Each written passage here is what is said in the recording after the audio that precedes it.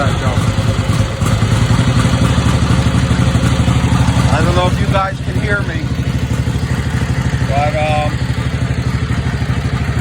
our voltmeter out set on DC. I got a jumper wire here, grounded out on one side. The other side I'm going to put to the F terminal. If I get on it, oh, that thing's working, believe me. See them sparks? Okay. Now, at that point, that generator's got full output. Generator's working. Generator's putting out at 50. Let's drag it down a little bit.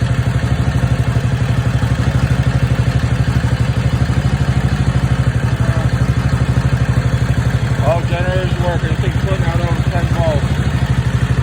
At idle. Alright. So if that was 50, that's that guy. He's putting out about 14 volts at idle. If I cranked that up, that thing would have shot up to 25 volts if I cranked the throttle up. Alright, so what happened here is that when this field terminal, the one marked F, is grounded out, the generator turns on 100%. When you do this, the generator turns off. Okay? All the regulator does is turn it on and off real fast to keep the voltage where it's supposed to be. That's all the regulator is, a high-speed switch that turns the generator on and off.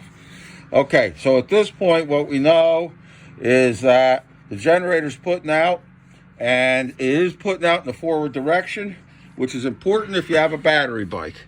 If you got an XLCH with no battery and you're using a mechanical regulator, it doesn't matter if it's putting out forward or reverse. The mechanical regulator is going to work in either way.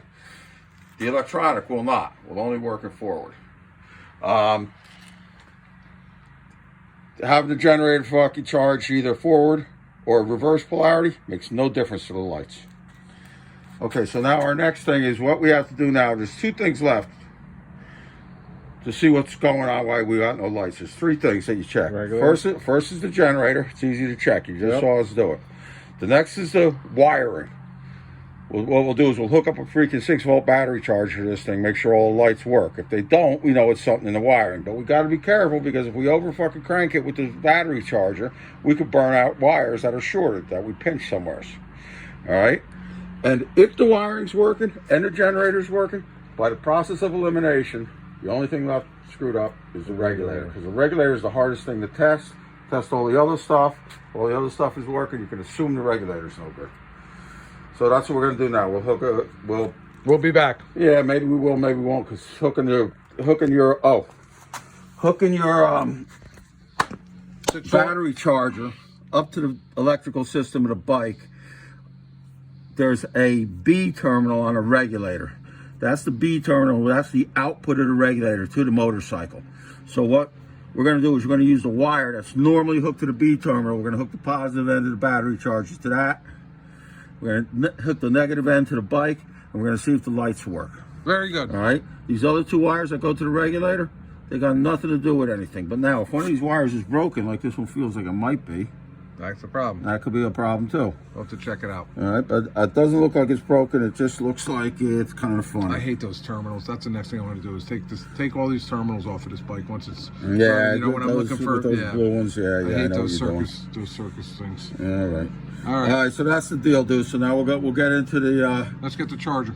Let's get the charger on, and of course, there's always a possibility that every freaking beam on the bike is burned out. Every bulb on the bike is no good. And the horn. And the horn. But I doubt that. I doubt that. Now, the horn's probably not going to work with the battery charger, because the battery charger puts out pulses, and the horn needs to work on a steady stream of electricity so that it can vibrate correctly. So when you got vibrating electricity going into the horn might not be able to vibrate against that vibrating electricity. Very good. All right. We'll be back.